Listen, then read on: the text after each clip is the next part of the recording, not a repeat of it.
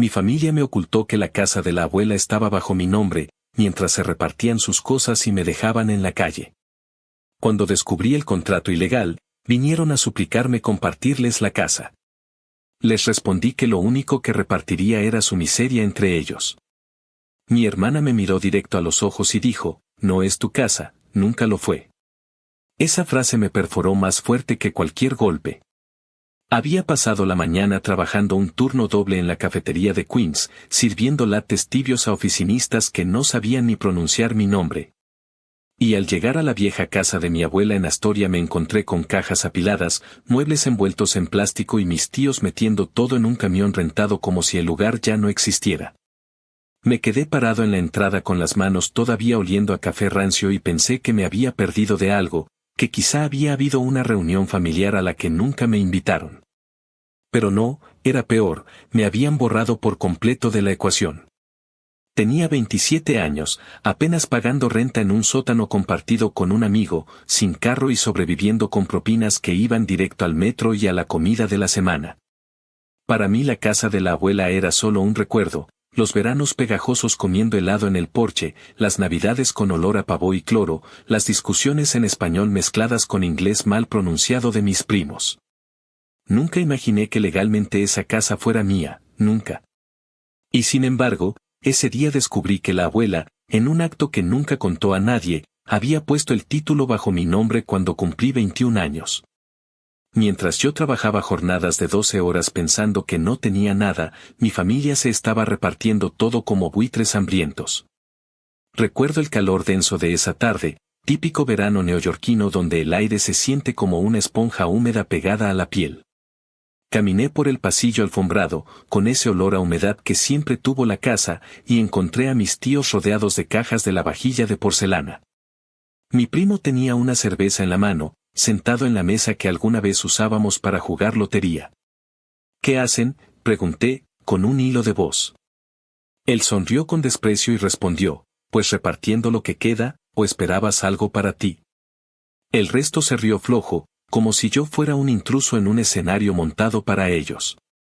Fue entonces cuando vi los papeles, un contrato arrugado, impreso con mala tinta, con mi nombre en letras negras bajo el título de propietario. Lo leí en voz alta, las manos temblando, y el silencio cayó como una losa. Nadie dijo nada por varios segundos. Después, mi tía rompió la tensión con su voz chillona, «Ay, no seas egoísta, comparte la casa con tus primos, todos tenemos derecho».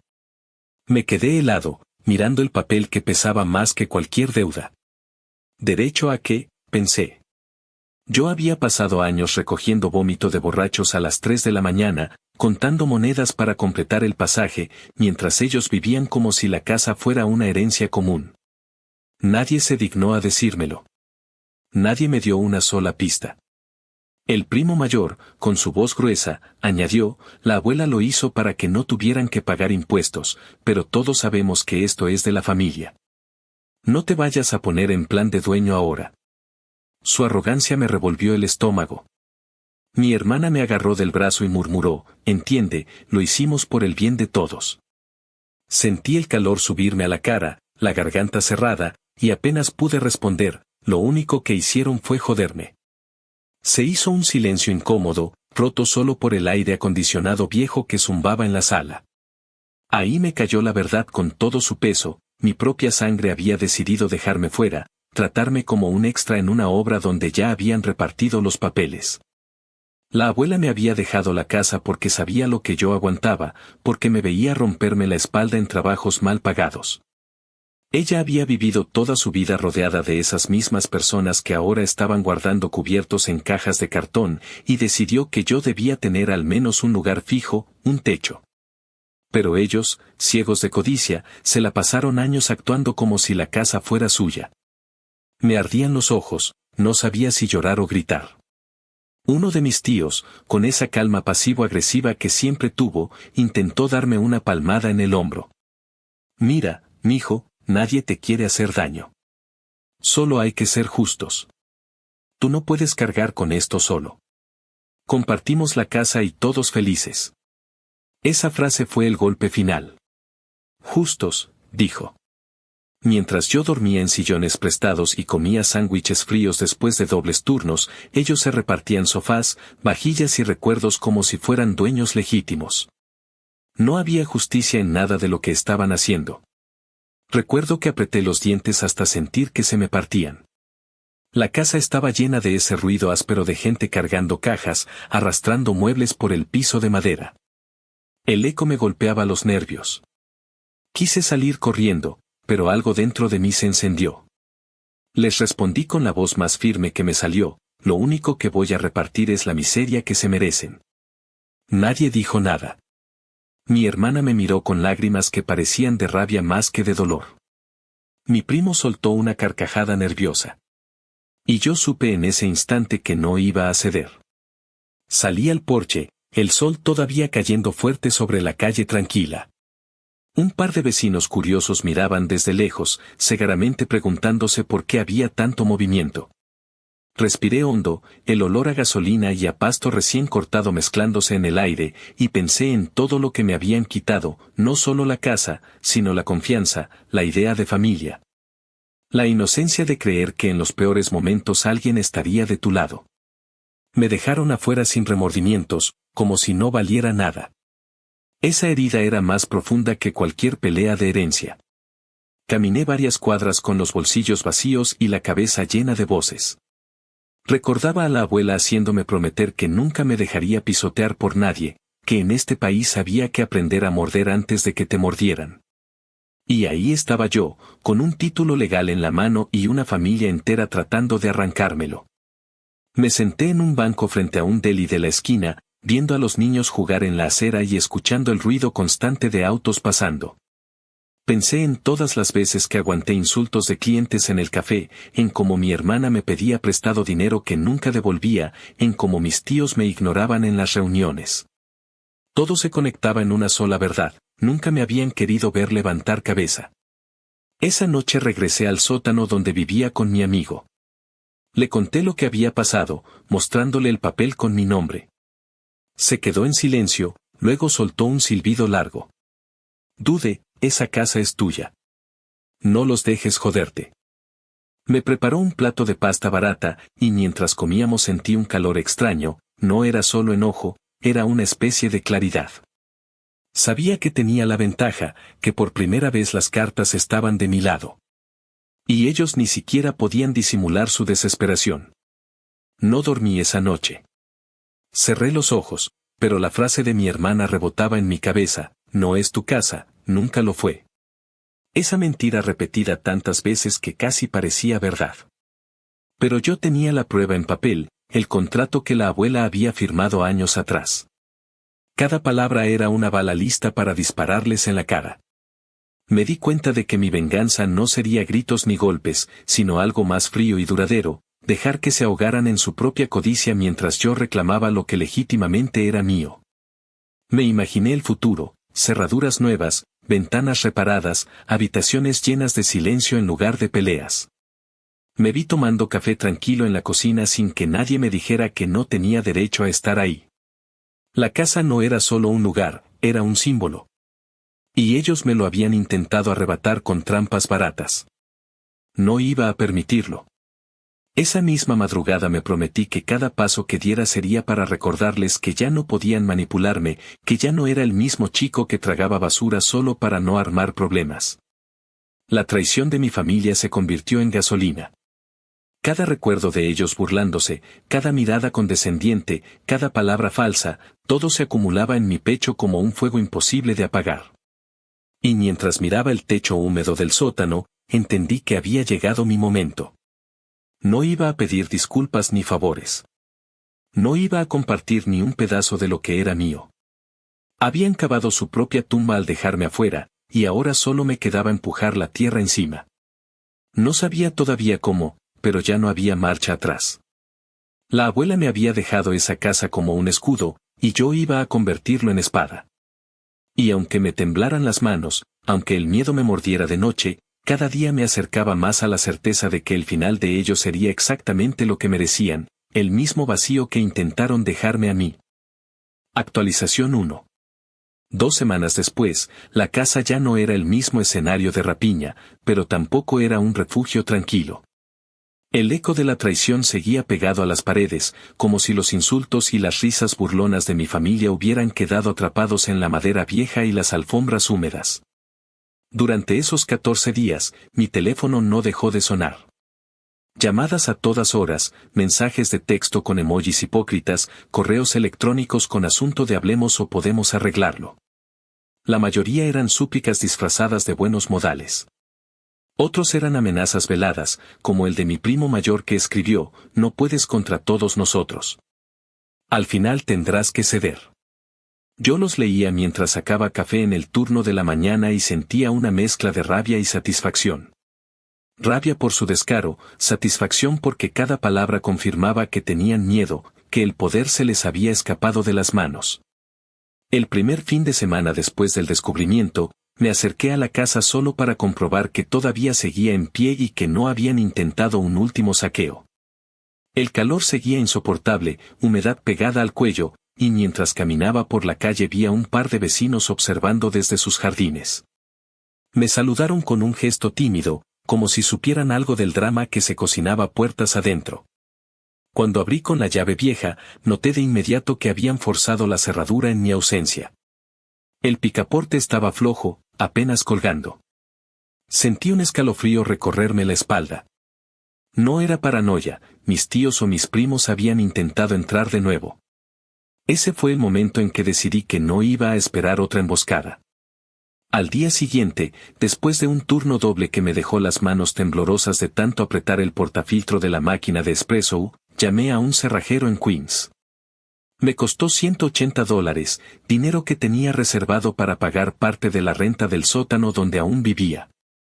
Cuando el tipo llegó, con su camioneta llena de herramientas y ese acento bronco de Nueva York, me miró con curiosidad. ¿Problemas de familia?, preguntó mientras sacaba un juego de cerraduras nuevas. No respondí, solo asentí. Me instaló un cerrojo resistente, brillante, que parecía decirle al mundo que ahora la entrada estaba bajo nuevas reglas.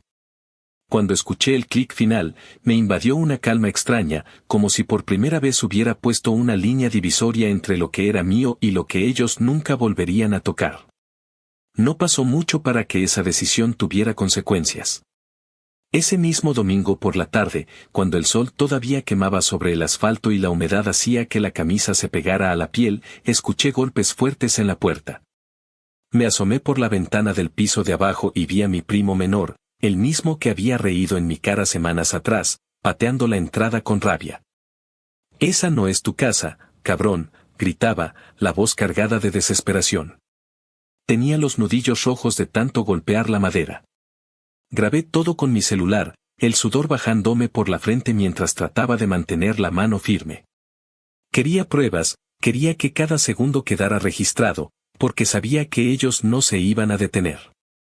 Mientras lo filmaba, sentí una mezcla de miedo y poder. Miedo porque mi primo podía perder el control en cualquier momento y tumbar la puerta. Poder porque sabía que esa evidencia era un escudo, que no podían arrastrarme a su juego sucio sin que yo tuviera cómo devolverles el golpe. Los gritos se escuchaban hasta la calle, y un par de vecinos se asomaron, curiosos, aunque ninguno se atrevió a intervenir. Finalmente, llamé al 911 con la voz firme aunque por dentro me temblaba el estómago. Mi primo está intentando entrar por la fuerza en mi casa, tengo todo grabado, dije al operador.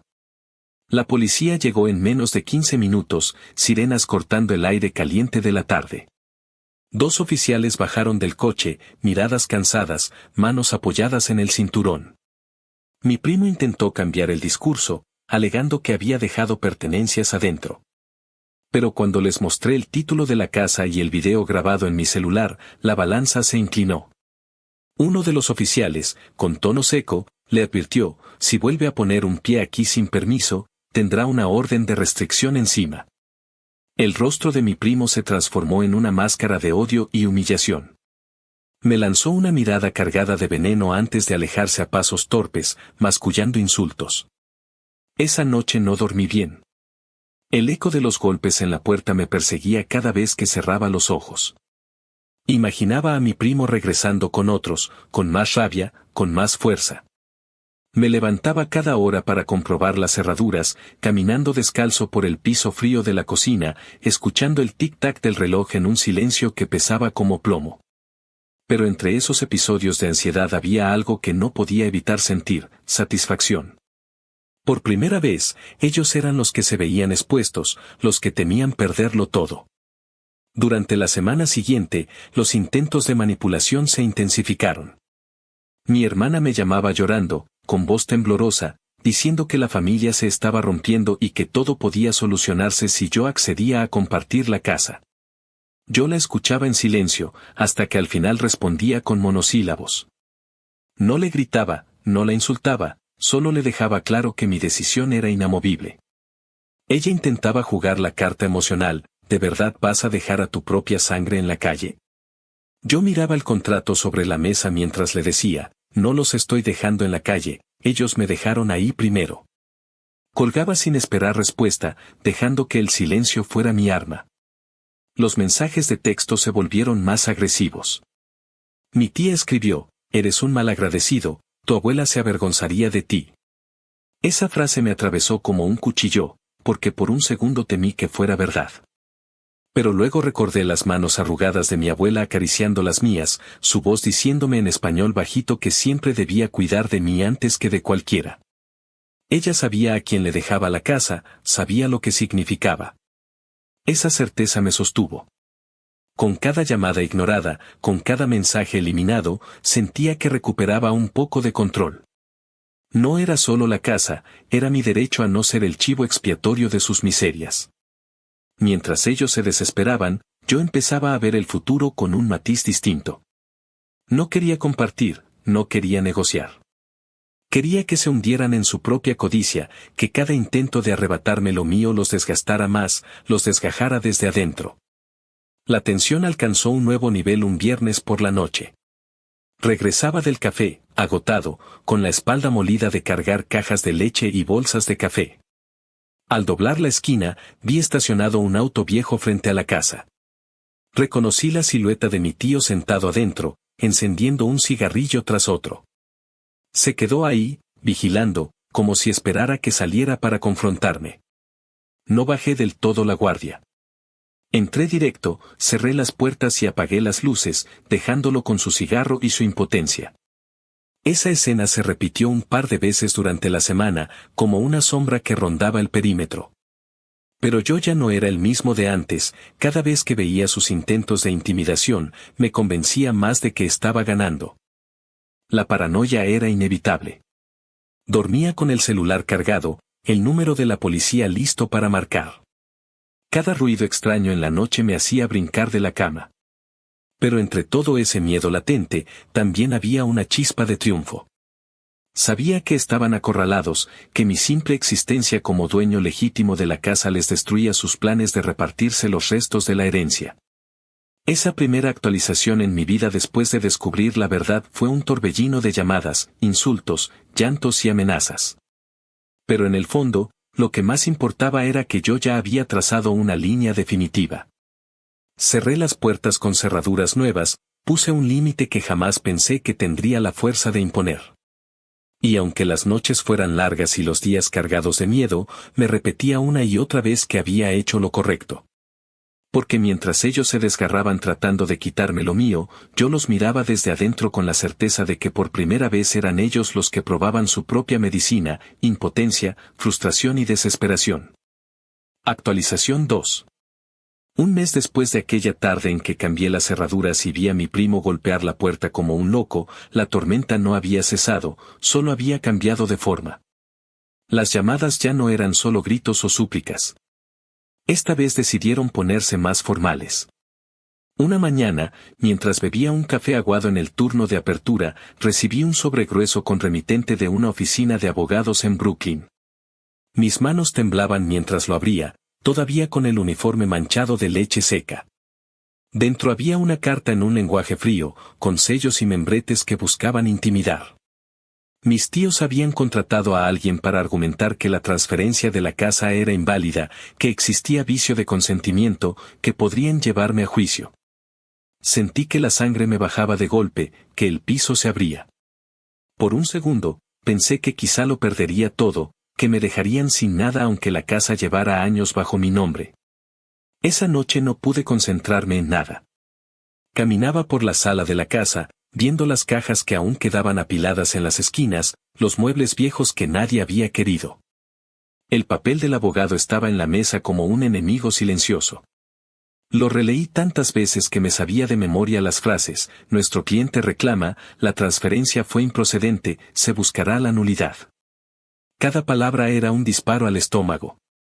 Mis tíos habían pasado de patadas a puertas a un juego más frío y calculado: abogados, papeles, tecnicismos.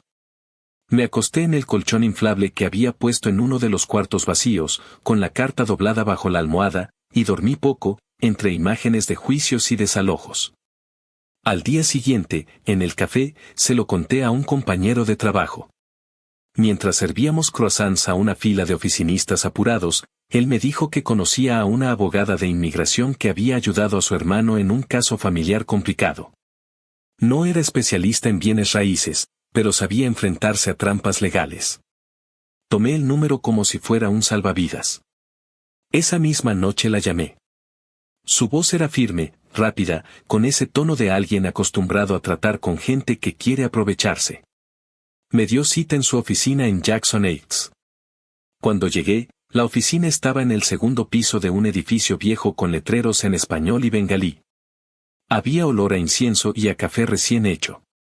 Me recibió una mujer de unos 40 y tantos años, cabello corto y mirada afilada. Me pidió que le contara todo. Saqué los papeles, el título de propiedad, la carta del abogado de mis tíos, mis identificaciones. Me escuchó sin interrumpir, solo asentía de vez en cuando, tomando notas rápidas.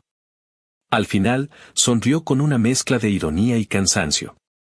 No tienen nada. Este título está limpio, está a tu nombre desde hace años. No pueden anularlo solo porque se les antoja. Lo que están haciendo es intimidarte, nada más. Sentí que respiraba por primera vez en días. Le pregunté cuánto me cobraría. Ella fue directa: por una revisión y una carta de respuesta, $600. Era casi todo lo que tenía guardado, un fondo que usaba para emergencias. Pero esto era la definición de emergencia. Le entregué el dinero en efectivo, y esa misma semana ella redactó una carta que aún conservo. Era corta, precisa, sin adornos, confirmaba mi propiedad absoluta de la casa y advertía consecuencias legales si volvían a hostigarme. Cuando la leí, no pude evitar reír. Era como ver un muro levantarse entre ellos y yo. No pasó mucho para que la respuesta cayera. Esa misma noche mi hermana me llamó llorando. Sus sollozos eran tan intensos que al principio no entendí nada. Entre jadeos me dijo: ¿de verdad nos vas a dejar en la calle? ¿De verdad no te importa lo que pase con nosotros? Yo estaba sentado en la cocina, la carta de la abogada en una mano y el teléfono en la otra. Miraba la lámpara amarillenta parpadeando y sentía una calma que nunca antes había tenido. Le respondí con voz seca: ustedes me dejaron en la calle mucho antes. Yo solo estoy tomando lo que me corresponde. Hubo un silencio largo, apenas roto por sus respiraciones entrecortadas. Luego colgó sin decir más. Durante los días siguientes, los mensajes de mi familia se llenaron de contradicciones. Un día eran insultos: eres un traidor, un ladrón, la abuela se arrepentiría de haberte elegido. Al siguiente eran súplicas: podemos llegar a un acuerdo, aunque sea un cuarto para cada uno. Esa incoherencia me mostraba que estaban desesperados. Ya no tenían la certeza que creían tener. Estaban probando todas las cartas a la vez, desde la culpa hasta la intimidación. Yo, en cambio, me aferraba a la voz de la abogada: el título está limpio. No tienen nada.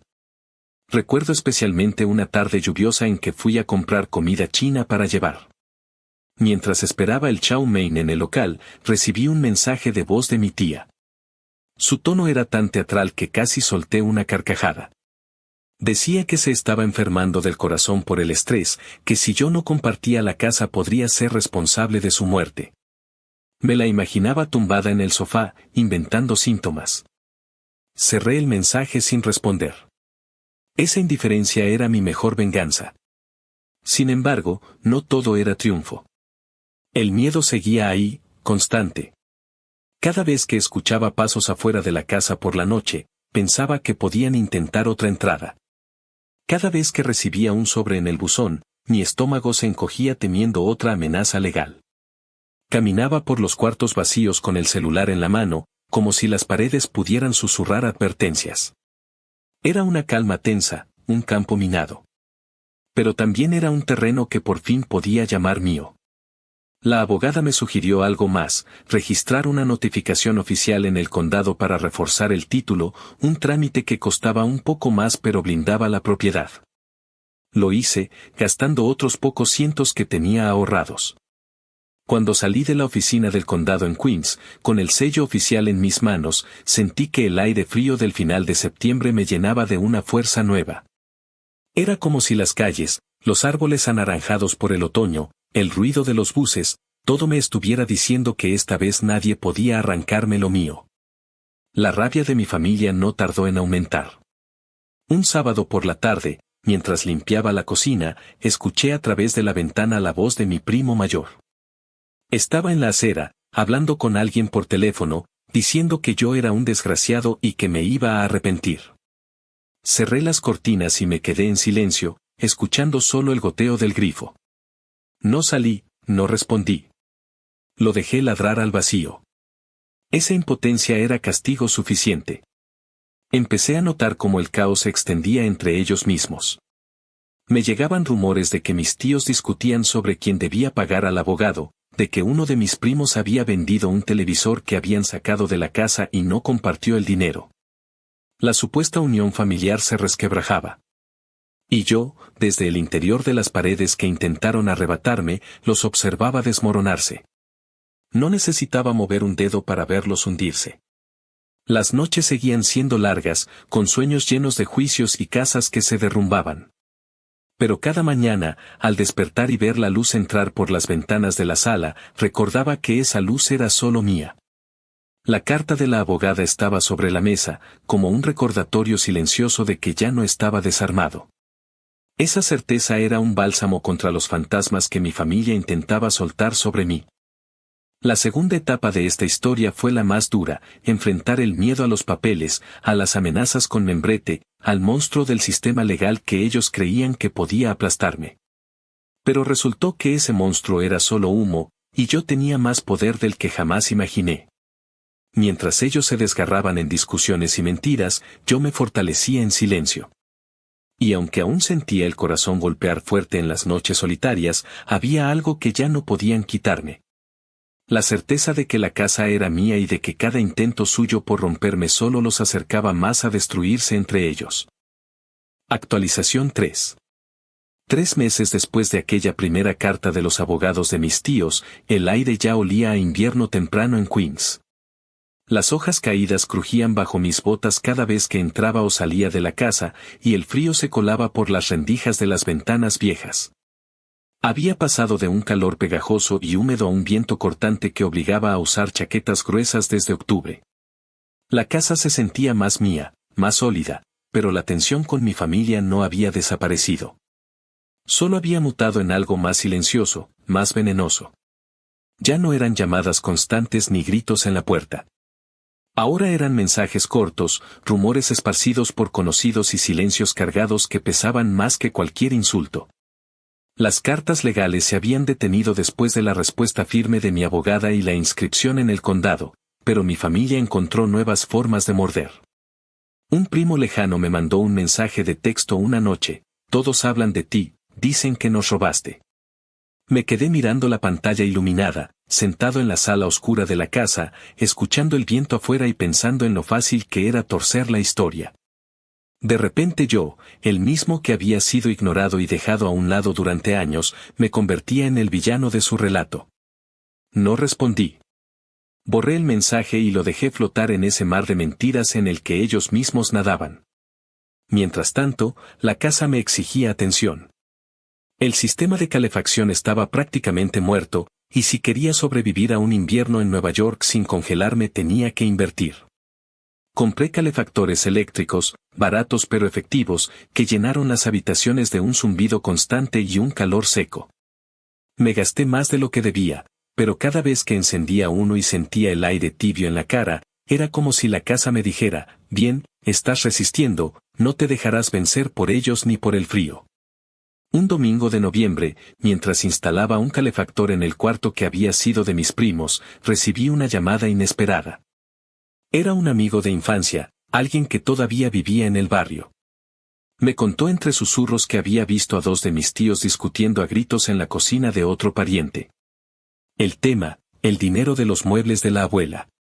Resulta que uno de ellos había vendido un aparador antiguo en $300 y no había repartido nada. La discusión casi terminó a golpes, y todos los primos presentes habían tenido que separarlos. Mientras me relataba la escena, imaginé la cocina iluminada por un foco amarillento, los gritos rebotando en las paredes engrasadas, los puños cerrados y las caras rojas de odio. Se peleaban por migajas, por lo poco que habían podido robar antes de que yo les cerrara la puerta. Sentí una satisfacción helada recorrerme el cuerpo. Esa misma noche, revisé mis mensajes y encontré uno de mi primo mayor: maldito, nos arruinaste. No había más contexto, solo esa frase cargada de resentimiento. Me quedé viéndola unos minutos antes de borrarla. No valía la pena responder. No había nada que decir. Sus palabras eran una confesión: yo había destruido el castillo de arena que habían construido con trampas. Y lo mejor era que lo había hecho simplemente existiendo como el legítimo dueño. Los días se volvieron rutinarios. Me levantaba temprano, tomaba el metro hasta el café, servía bebidas a clientes quejarse por lo tibio de la espuma, y luego volvía a la casa, encendía los calefactores y me preparaba una cena simple. Generalmente arroz con pollo barato o pasta con salsa enlatada. Pero cada pequeño acto cotidiano se sentía como una victoria. Estar bajo ese techo, dormir en un cuarto que era mío por derecho, cerrar las cortinas sabiendo que nadie podía sacarme, todo eso era una forma de venganza contra quienes me habían querido ver arrastrado. Recuerdo especialmente una noche helada de diciembre. La temperatura había caído por debajo de los 30 grados Fahrenheit y la calle estaba casi desierta.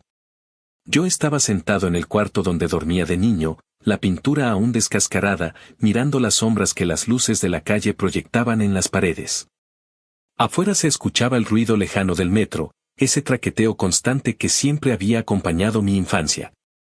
Por primera vez en mucho tiempo, sentí paz. No era felicidad desbordante ni alegría pura. Era algo más profundo, la certeza de que había recuperado lo que me pertenecía. No solo una casa, sino mi dignidad. Mi hermana, sin embargo, no se daba por vencida. Un día apareció frente a la casa con una bolsa de pan dulce, como si pudiera comprarme con recuerdos. Me habló del frío, de lo duro que era pasar las fiestas separada de todos, de cómo la abuela siempre había querido que la familia se mantuviera unida. Yo la escuché en silencio, apoyado en el marco de la puerta. Finalmente le respondí: la abuela me dejó la casa porque sabía quién era capaz de sobrevivir solo. Sus ojos se llenaron de lágrimas, pero esta vez no eran de tristeza, eran de rabia. Me dio la espalda y se fue sin despedirse, dejando el pan en el porche. Lo tiré a la basura esa misma noche. La distancia con mi familia crecía como una grieta imposible de cerrar. Mientras ellos se enredaban en peleas por televisores usados y muebles baratos, yo me ocupaba de arreglar goteras, de cambiar bombillas, de limpiar el polvo acumulado en años de abandono. Cada clavo que martillaba, cada fuga que sellaba, era un recordatorio de que estaba construyendo algo que ellos nunca volverían a tocar. Una tarde de diciembre, mientras barría hojas secas en el porche, un vecino mayor se me acercó. Me dijo que había escuchado las discusiones y que admiraba que no me dejara intimidar. Las familias pueden ser más crueles que los desconocidos, comentó, mirándome con ojos cansados. Le respondí con una sonrisa leve, sin dar demasiados detalles. Pero sus palabras me acompañaron durante días. Había algo de verdad en ellas que dolía y sanaba al mismo tiempo. Las fiestas navideñas fueron silenciosas. Encendí un par de luces en el porche, compré una pequeña cena para mí mismo y pasé la noche viendo películas viejas. Afuera, el viento soplaba fuerte, y en algún punto escuché fuegos artificiales lejanos. Pensé en los años anteriores, rodeado de primos que reían mientras me trataban como el último de la fila. Pensé en la abuela sirviendo ponche, en su mirada cansada pero firme. Y sentí que, aunque la soledad me pesara, prefería 1000 veces ese silencio honesto a la falsa unión de quienes habían querido despojarme. La tercera etapa de esta historia fue diferente a las anteriores. Ya no se trataba de golpes en la puerta ni de cartas de abogados. Era un frío persistente, tanto en el clima como en las relaciones. Pero dentro de ese frío aprendí a encontrar calor en mí mismo, en los pequeños logros, en cada día que la casa seguía firme bajo mi nombre. Mis tíos y primos podían odiarme, podían inventar historias, podían pelearse entre ellos por lo poco que habían conseguido. Yo, en cambio, tenía algo que ellos nunca recuperarían, un hogar que no podían tocar y la certeza de que había sobrevivido a su traición. Y mientras escuchaba el metro rugir en la distancia esa noche de diciembre, arropado con 2 mantas y el calefactor zumbando en la esquina, me prometí que jamás volvería a ceder un solo centímetro. Porque en cada pared descascarada, en cada rincón polvoriento de esa casa, estaba escrita la lección más dura y más valiosa de mi vida: la dignidad no se comparte, se defiende. Actualización 4. 6 meses después de haber cerrado la puerta en la cara de mi primo y de haber respondido a las amenazas de abogados con papeles que demostraban que la casa era mía, el paisaje en Queens había cambiado. La primavera se había abierto paso lentamente, con árboles reverdeciendo en las calles y un aire fresco que invitaba a caminar sin las capas pesadas del invierno.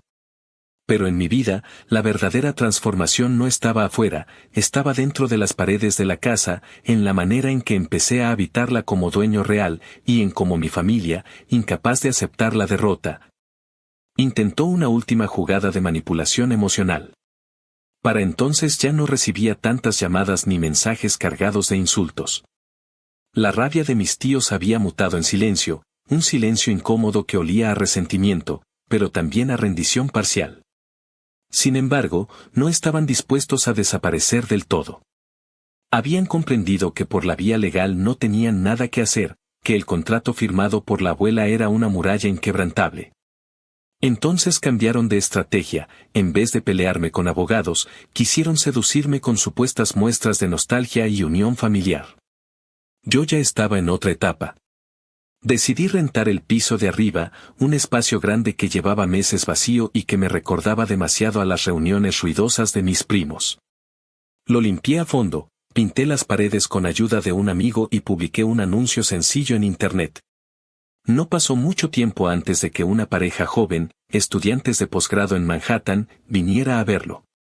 Les gustó el lugar a pesar de los rincones aún descascarados y de la cocina vieja. Firmamos contrato por $1,900 al mes, una cifra que me parecía irreal. Cuando recibí el primer cheque, lo sostuve entre mis manos como si fuera un trofeo. Ese dinero era la prueba de que no solo había defendido la herencia, sino que la estaba transformando en un futuro real. Con esa renta podía dejar mi trabajo en el café, o al menos reducir horas. Podía respirar. La noticia corrió rápido, porque mi familia tenía ojos y oídos en cada esquina del barrio. Una semana después de que los inquilinos se mudaran, mi hermana apareció en la puerta una tarde, justo cuando yo estaba regresando con bolsas de supermercado. Llevaba una bolsa de pan dulce en las manos, como si ese gesto pudiera borrar meses de traiciones. La miré sorprendido, cansado, con el corazón latiendo fuerte porque no esperaba verla ahí. Intentó sonreír, pero sus ojos ya venían húmedos. La abuela hubiera querido que todos compartiéramos esta casa, me dijo con una voz suave, casi ensayada. Yo dejé las bolsas en el suelo y la miré fijo, sin prisa. El silencio se alargó, y sentí como el viento fresco de la tarde entraba por la puerta, moviendo un poco las cortinas detrás de mí. Finalmente respondí. La abuela me dejó la casa porque sabía quién era capaz de sobrevivir solo. Sus lágrimas, que hasta entonces parecían de tristeza, se transformaron en rabia. Sus labios temblaron, como si quisiera insultarme, pero no se atrevió. Se dio media vuelta y se alejó a paso rápido por la acera, dejando la bolsa de pan en el porche. No la recogí. Esa noche la tiré a la basura, sin probar un solo bocado. El pan estaba impregnado de la misma falsedad que había marcado todos sus intentos de acercarse desde que se descubrió la verdad. Las semanas siguientes fueron tranquilas en apariencia, pero cargadas de tensión subterránea. A veces veía a uno de mis tíos pasar en su auto despacio frente a la casa, como si quisiera recordarme que todavía estaban cerca. O escuchaba rumores de que en las reuniones familiares yo era tema central, siempre como el traidor, el egoísta, el que se había quedado con todo. Al principio me dolía escuchar esas historias de segunda mano. Me revolvía el estómago pensar que estaban manchando mi nombre incluso con gente que no tenía nada que ver. Pero con el tiempo descubrí que esas palabras no tenían poder real sobre mí. Pueden repetir 1000 veces que soy el malo, pero los hechos siguen de mi lado, la casa es mía, ellos no tienen nada. Mis nuevos inquilinos se adaptaron rápido al lugar. A veces escuchaba su risa por las noches, el sonido de su música a volumen bajo. Me daban una sensación de vida nueva en la casa, un contraste radical con el silencio cargado de resentimiento que había quedado después de que mi familia la vaciara. Con el dinero de la renta pude dejar el café definitivamente. Renuncié un viernes por la tarde, entregando el delantal con las manos firmes y una sonrisa pequeña. El gerente me preguntó si estaba seguro, que el trabajo era estable, pero yo solo pensé en los $1900 que me llegaban cada mes sin que tuviera que soportar más clientes gritándome por café tibio. Con ese alivio económico, empecé a reparar la casa con más seriedad. Cambié cerraduras interiores, pinté otras habitaciones, incluso arreglé el porche que estaba casi cayéndose a pedazos. Cada arreglo era un golpe silencioso contra la memoria de mis tíos, una forma de borrar sus huellas y poner las mías. El olor a pintura fresca reemplazaba poco a poco el aroma rancio de los muebles viejos, y las tablas nuevas del porche crujían bajo mis pasos con un sonido que me recordaba que estaba construyendo algo mío, no prestado. No robado. Pero la tranquilidad nunca es completa cuando hay gente empeñada en arrastrarte al pasado. Un sábado por la mañana, mientras limpiaba la cocina, escuché pasos en la acera. Me asomé y vi a mi hermana de nuevo. Esta vez no traía pan ni excusas dulces. Traía reproches. «Eres frío», me dijo, apenas viéndome. «Estás dejando que el dinero te envenene». Me reí, aunque por dentro sentí la punzada de su ataque. «El dinero no me envenenó», respondí. «Lo que envenena es la codicia, y esa siempre fue de ustedes». Se quedó callada, mirándome con una mezcla de odio y tristeza. Finalmente se fue, pero esa vez no lloró. Solo se fue. Y yo me quedé con la certeza de que ya no tenía nada más que ofrecerme, ninguna carta nueva para jugar. La casa estaba en silencio, pero un silencio distinto al del principio. Ahora era un silencio que me pertenecía, no uno impuesto por el abandono. En las noches, al cerrar las cortinas y sentarme en la sala iluminada por la lámpara nueva que había comprado, me repetía que había tomado la decisión correcta. No había cedido ni un centímetro, no había dejado que la culpa ni las lágrimas me manipularan.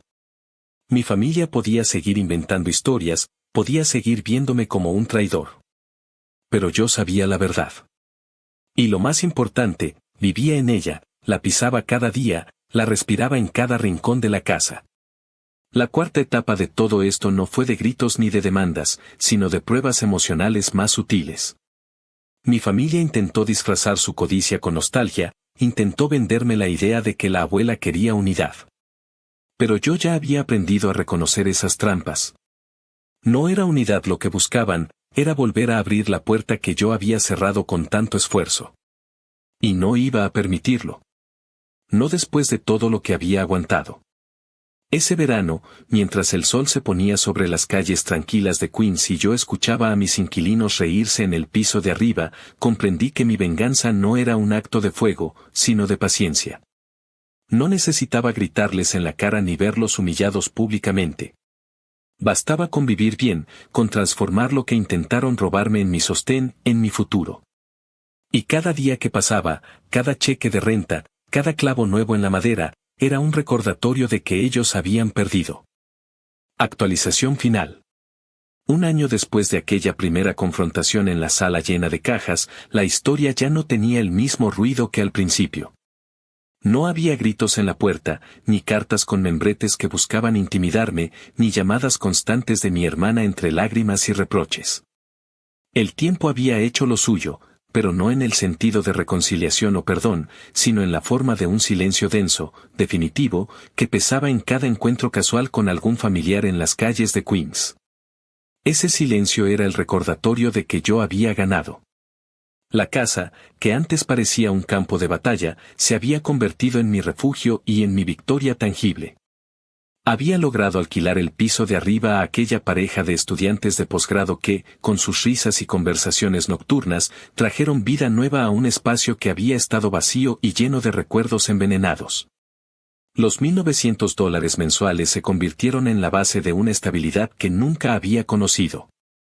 Con ese dinero pagué deudas, llené la despensa sin contar monedas, e incluso pude ahorrar lo suficiente para comprar un auto usado, nada lujoso, pero confiable. El día que lo pagué en efectivo, con billetes que salían de una cuenta que se alimentaba de la renta de la casa que mi familia quiso arrebatarme, sentí una satisfacción que no se puede describir con palabras. Una mañana de primavera, mientras manejaba por Queens, pasé frente al café donde trabajé años atrás. Vi a través de las ventanas a un par de mis viejos compañeros sirviendo cafés, corriendo de un lado a otro con las manos llenas de bandejas. Yo había sido uno de ellos, cansado, con la espalda rota, sonriendo a clientes que ni me miraban. Ahora los observaba desde afuera, sentado en un carro que había comprado gracias a la casa, con una tranquilidad que me parecía surreal. No era riqueza desbordante, pero era libertad. Y esa libertad había nacido de la misma traición que intentó hundirme. Mientras yo avanzaba, mi familia se desmoronaba. Me enteré de que varios ya ni se hablaban entre ellos. Los rumores corrían, peleas por cosas ridículas, deudas que nadie quería reconocer, mudanzas forzadas a apartamentos baratos en Nueva Jersey. La supuesta unión familiar, la excusa con la que me exigían compartir, se había deshecho como papel mojado. Cada uno estaba por su cuenta, tal como habían querido dejarme a mí. Esa ironía me daba un consuelo oscuro, habían terminado probando su propia medicina. Un día, al abrir el buzón, encontré un sobre sin remitente. Dentro había un pequeño paquete de fotos viejas de la abuela. Imágenes en blanco y negro de cuando era joven, algunas de las reuniones navideñas, otras de cumpleaños con mesas llenas de comida casera. No había ninguna nota, ninguna explicación. Solo las fotos, limpias, intactas. Me quedé sentado en la sala, mirando una por una. Vi a la abuela sonriendo, con su cabello recogido, rodeada de todos los que ahora me odiaban. Y pensé que tal vez alguien de la familia había querido cerrar un círculo, o quizá era solo un intento de despertar nostalgia en mí. Pero lo que sentí no fue culpa ni arrepentimiento. Fue una certeza aún más fuerte, ella me dejó la casa porque sabía lo que vendría, sabía que los demás no resistirían la tentación de devorarse entre ellos. El silencio de ese momento me golpeó más que cualquier insulto anterior. Las fotos eran recuerdos congelados de una familia que ya no existía, de una unión que era solo fachada. Me pregunté si la abuela, al firmar aquel documento, había tenido una visión de todo esto, del sobrino al que siempre subestimaron convertido en dueño, del resto perdiéndose en discusiones y miserias.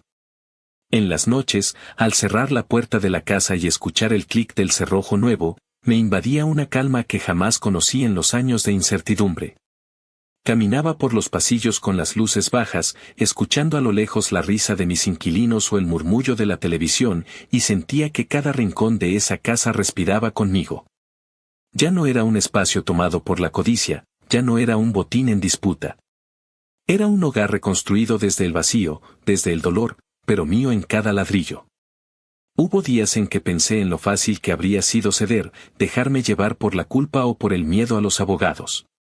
Si hubiera flaqueado en ese primer instante, ahora estaría durmiendo en un sofá ajeno, viendo cómo mis tíos y primos se repartían la renta, vendían los muebles.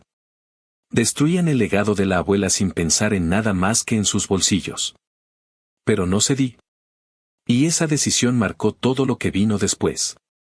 Todavía a veces me cruzo con alguno de ellos en el barrio.